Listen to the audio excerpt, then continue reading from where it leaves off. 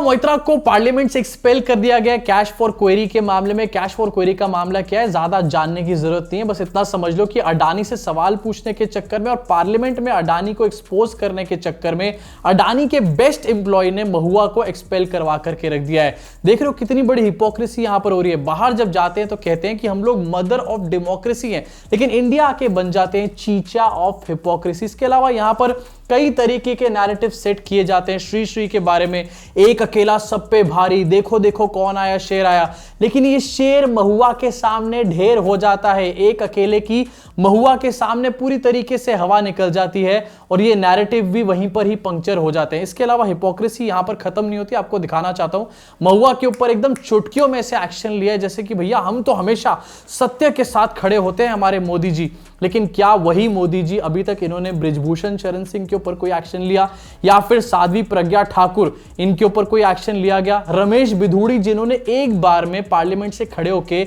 हमारे देश की माइनॉरिटीज को इतना बुरी तरीके से इंसल्ट किया, क्या उनके ऊपर आज तक एक्शन लिया गया? नहीं लिया गया और लिया भी नहीं जाएगा। इनफैक्ट इनको राजस्थान में एक स्पेशल जगह पर प्रभारी बना दिया गया। इसी साथ आगे बढ़ना चाहता हूं और आपको दिखाना चाहता हूं कि आखिरकार महुआ मोइत्रा को जो ये एक्सपेल किया गया है ये वोटिंग के ऊपर किया गया। मतलब एक रिपोर्ट तैयार करी थी एथिक्स कमेटी ने और रिपोर्ट तैयार करके आज टेबल करी गई। उस रिपोर्ट के ऊपर आज वोटिंग कराई लोकसभा के स्पीकर ने। अभी कैसे वोटिंग कराई गई है, इसमें ही बहुत बड़ा फर्जीवाड़ा है। सबसे पहले इसको अपनी स्क्रीन पर देखिए। और इस कारण उनको लोकसभा सदस्य बने रहना उपयुक्त नहीं होगा, इसलिए संकल्प करती है कि उन्हें लोकसभा की सदस्यता से निष्कासित कर दिया जाए। जो सदस्य इस प्रस्ताव के पक्ष में हाँ कहें, जो विरोध में ना कहें, मेरे विचार में निर्णय हाँ वालों के पक्ष में, हाँ वालों के पक्ष में प्रस्ताव स्वीकार। इस वोटिंग में सवाल पूछा गया और ये कहा गया कि भैया जो इसके पक्ष में है हाँ बोले, जो इसके पक्ष में नहीं है वो ना बोले। हाँ बोलने के बाद लोगों ने हाथ खड़ा किया, ना बोलने के बाद भी किया होगा, लेकिन क्या स्पीकर ने एक बार भी सामने देखा कि कौन लोग हाथ खड़ा कर रहे हैं, कौन नहीं कर रहे?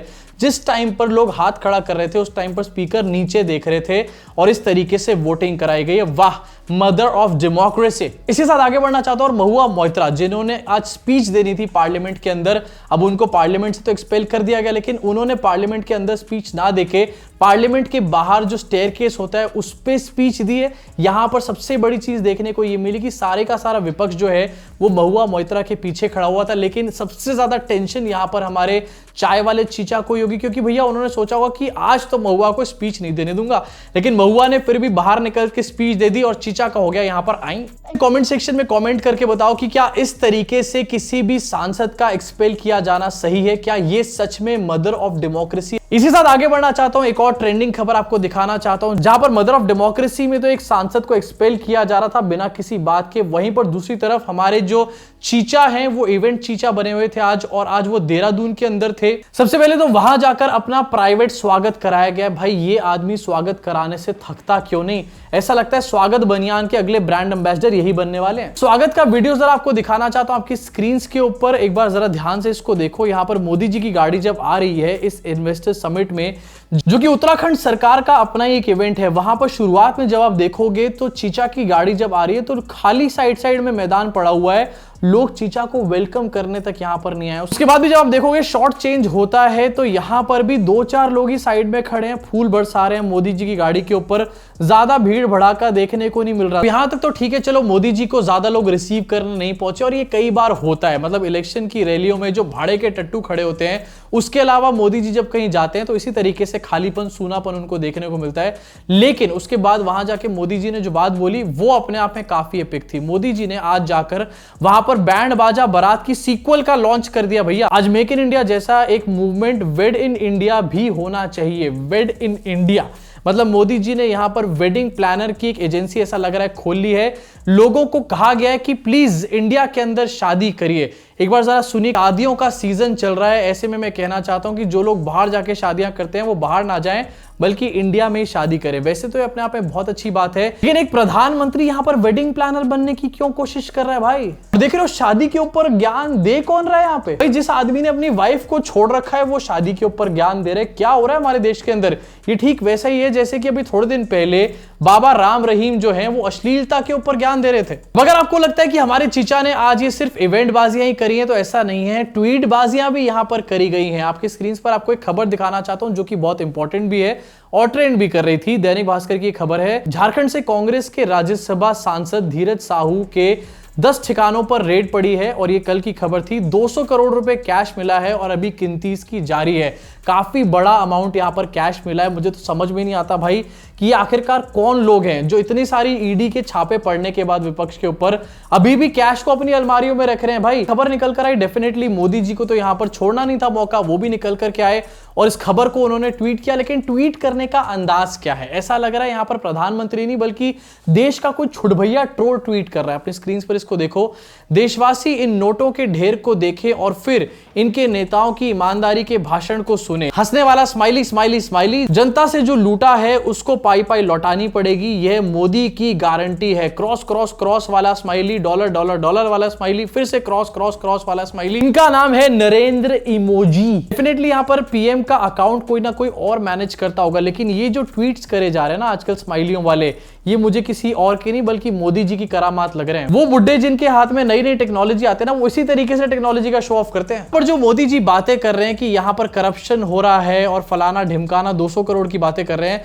मोदी जी आपने कहा था डिमोनेटाइजेशन के टाइम पर कि काला धन सारा खत्म हो जाएगा, तो आखिरकार ये 200 करोड़ रुपए कहां से आए हैं? ये तो आपकी डिमोनेटाइजेशन के ऊपर ही पानी फिर गया। इस साथ आगे बढ़ना चाहता हूं, एक और ट्रेंडिंग खबर आपसे शेयर करना चाहता हूं। मोदी जी के एक मंत्री ने एक बयान दिया है। इनका नाम है अश्विनी वैष्णव, जो कि रेल मंत्री हैं, जिनको रेल के बारे में कोई परवाह नहीं है। भाई ये हमारी अर्थव्यवस्था के ऊपर या फिर हमारे देश में जो एम्प्लॉयमेंट है उसके ऊपर जवाबदेही कर रहे हैं। अपने स्क्रीन पर देखिए, हर 2 साल 2 करोड़ नौकरियों का लक्ष्य पूरा होता हुआ दिख रहा है।